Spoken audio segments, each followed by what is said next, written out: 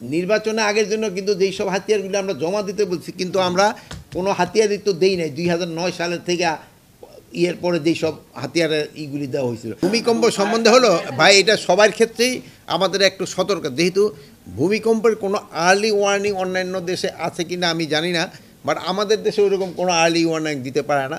তবুও কেউ কেউ বলতেছিল যে 10 সেকেন্ড আগে নাকি একটা ওয়ার্নিং দেয়।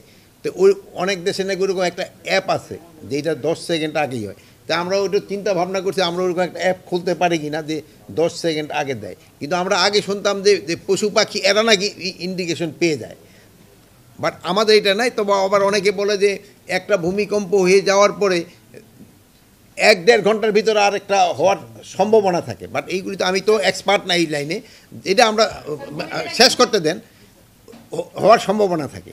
বাট ওই 1-1.5 ঘন্টা পরে আবার এই সম্ভাবনাটা কমে যায়। কিন্তু আমাকে তো দেখা গেল যে একটা হওয়ার পরে গতকালকে আবার ছোটো আকারে হয়েছে। তো এইগুলি তো আমরা এক্সপার্ট না, এইগুলি আমরা নেক্সটবারে ওই হয়তো আবহাওয়া যারা আছে এই ব্যাপারে এক্সপার্ট তাদের সাথে কথা বলবো।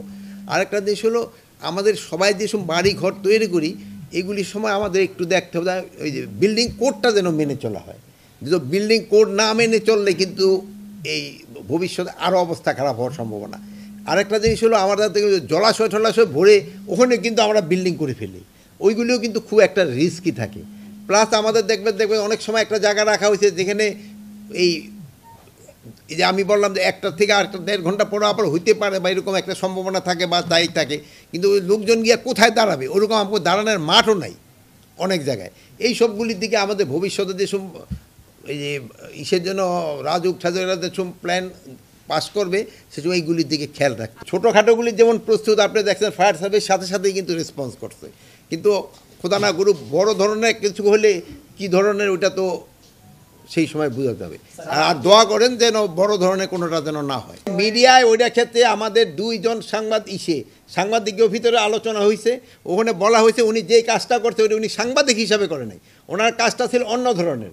আপনি আজকে এখানে সাংবাদিক করতে আসছেন, বাট আপনার সাংবাদিকতা একটা, আর এখন আপনি যদি গিয়ে বলেন ভাই আমার একটা গানের লাইসেন্স দেন, ওটা হলো কিন্তু একটা আলাদা। কিন্তু সে সাংবাদিকতার প্রশ্নে কিন্তু সে আসেনি।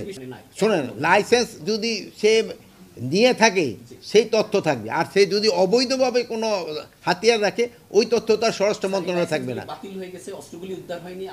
শোনেন, লাইসেন্সগুলি বাতিল হয়ে গেছে, যেগুলি তো বাতিল হয়ে গেছে, আমরা তো সব লাইসেন্স বাতিল করছি তা নাই।